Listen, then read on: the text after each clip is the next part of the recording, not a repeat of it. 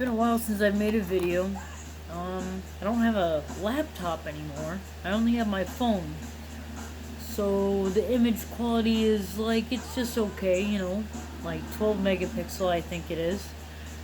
And it's been like 4 to 6 years since the last time I made a video on my channel.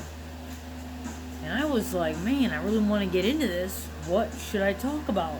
Because I'm in a bit of a slump, I guess, is what I'd call it, of creativity and, topics, And I was thinking, okay, I'll just run with it. How about shapes?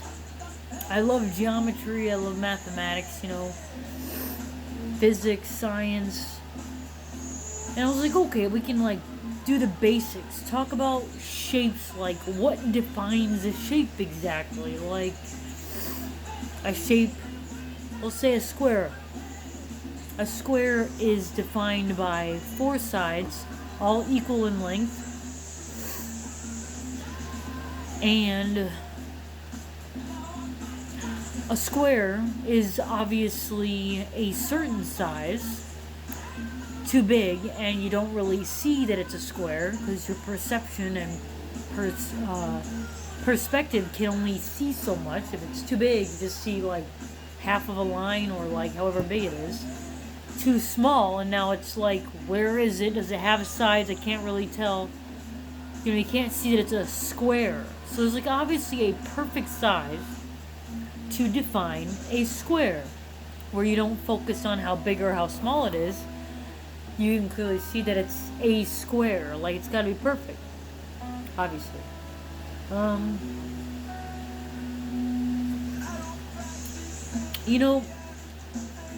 When we say shapes, when we say the square, for example, a square, the square is really just an idea or a concept. Shapes, they're really just sort of a concept that you just sort of understand somehow. But in itself, you cannot hold a square. You can't make a square exactly. You can't, if you were to take some material and put them into the shape of a square, like a metal, you put metal together, you make a square, that's still not a square, because the square is just a concept or an idea before anything else that you're doing. Like, if you were to draw a square down on paper, you can't actually call that a square, because a square is really just the concept or the idea of a square. Because if you don't do all that, what are you doing? You're talking about the square, this concept, this idea. You write it down, it's totally different. That's something totally different. But for simplicity's sake, everybody knows what we're talking about when we say draw a square. There's a square here on this paper. Everybody gets that. But so long as you understand these two things, that yes, you draw a square on the paper. It's really not the square, and the square is just the square. The square is not a square out of lots of squares. The square is just one square, obviously. It is the square. It is a square. That's all that it is. It can't be anything more than that, because it is just a square. It's like me, right? You can take me and make a model out of wax and say that's me. Well, it's not me. I'm right here, and I don't get that. I'm obviously me. This is what I look like. This is my build. This is everything. Like the square. There's only one, and it's the square.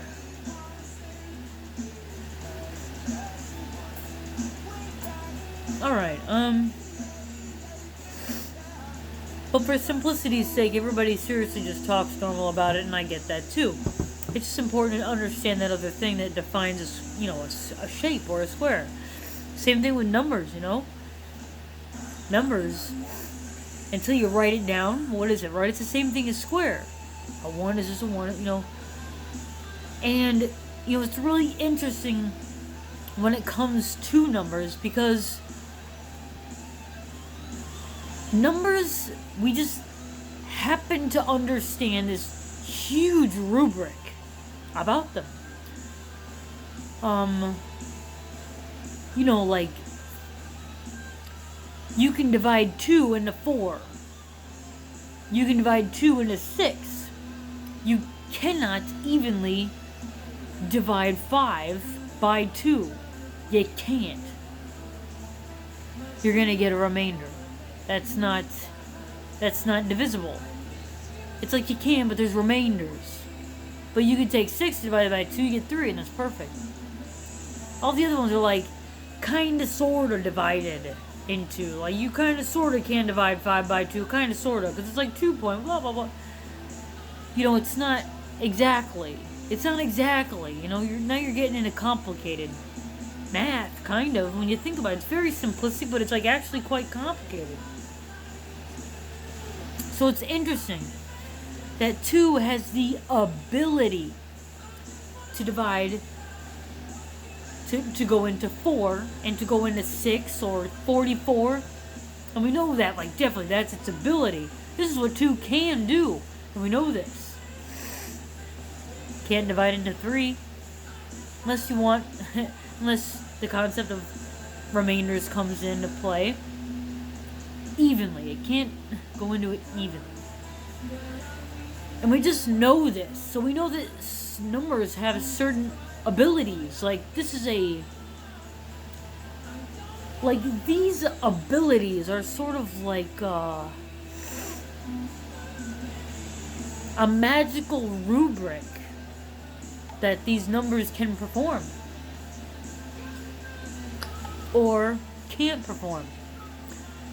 It's somewhat curious as to, like, how powerful is it that it can't divide into 5 evenly? Like, what does that mean exactly? It means it's an even number.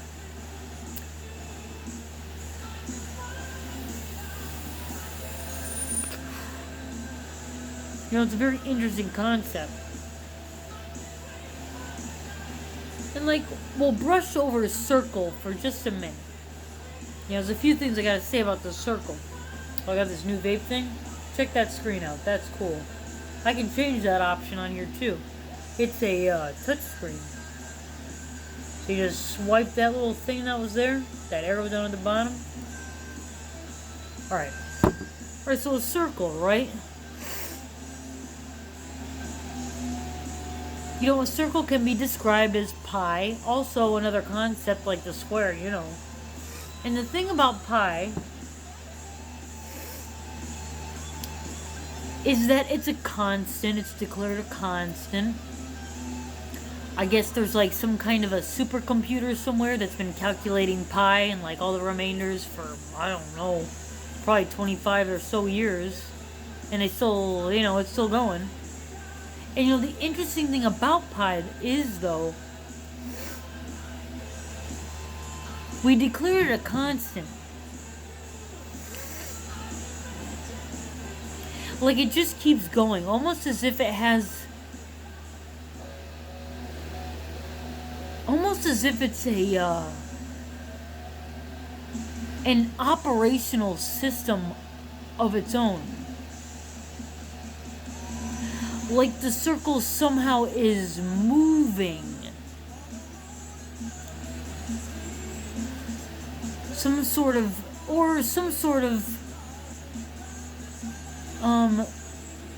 sedentary, perpetual motion, like a generator. It doesn't actually move around this circle. It just sort of moves within itself. This number keeps going and going and going and going and going and going and going. It's like impossible to take a snapshot of this number because it keeps going and going and going. You take that snapshot, you're already like, 20, 40 numbers behind because it's calculating more and more and more. How do you can't take a snapshot of that. Like, you can't actually say that it's defined. You can't say that pi is defined, ever. And yet it is, because you understand that this is what it does. It keeps remaindering. So with that understanding, you can say, yes, it's a defined number. But it isn't really. But it's perpetual. Hard to explain, you know? And what's interesting is it shows no patterns, it shows no sequence of stuff when it comes to the numbers. But to be honest, everybody, it's really like our own perspective. Like, maybe there is, and we can't see it. You know, that's really easy to overlook when you're looking so closely here, there, and you know, it's like growing up to appreciate your parents, you know what I mean? Or 10 years later, like, man, my high school English teacher was amazing. 10 years later. You know, patience in somebody, patience in anybody is a really interesting concept. And if you can't see this right now, you can't think to say this right now, like, you know, we somehow went from circle to pi one day. Yeah, not any sooner than that, not any later than that. It really took that long, however long it was. That's patience. That's natural patience in somebody, you know. You can't come up with this concept yet because you're just not there yet. It's like 5 years later. This concept you're talking about, you didn't have 5 years earlier, you know. It's all about patience.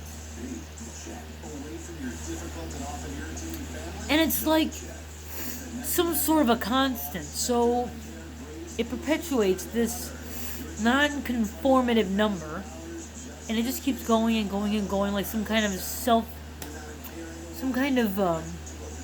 perpetual engine or perpetual motor. And we can't deny that higher level mathematics present the idea that things could just sort of do something and not have any rhyme or reason exactly. And I also propose that it will always be beneficial and never too impossible to really conceptualize and understand if that were to happen. So like an example would be pi, right? The computers have been generating this number for who knows how long. And then suddenly, pizza materializes. Like somewhere near the, like somehow this correlation between the two is very easy to identify. So whatever mathematician is looking at this number one day and then suddenly the number stops for a brief moment and a pizza materializes and the number keeps going. Something like that. The mathematician would be like, wow. You know, that's not... This is conceived... This is... You can conceive something like this. You can fathom something like that happening. And it's not so far-fetched. It's just when and where and what will it be and... You know, we have that concept available already. Like, I guess a pizza could materialize. Nobody can say yes or no to that. And that would break the pattern of pi? Like, I don't know. Not really. But that's an interesting constant.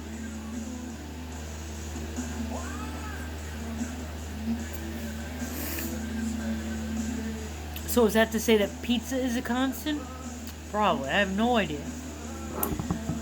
Alright.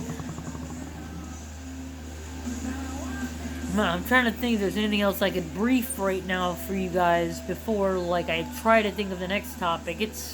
I'm a bit stumbly and slipping and tripping over words and topics and, like, how to flow with it and, you know, have a nice long-lasting video, not just 5 minutes of I'm not sure what to say, but I thought I'd get at least something out. so that anybody who is interested in my channel and my videos will have something after so much time. I've really got to, I really came to the conclusion that I've got to get on this. Like, I can't just not make a video after all this time. I've got to at least try. So this is what I've got so far. I'll probably make another video about shapes and stuff again, but this is all I can think of right now, and I don't want to like give it too much time where I'm pausing trying to think of another category, a subcategory of shapes and numbers too, I guess. Alright, thanks for watching, and I will have more videos. Just give me some time. Thanks.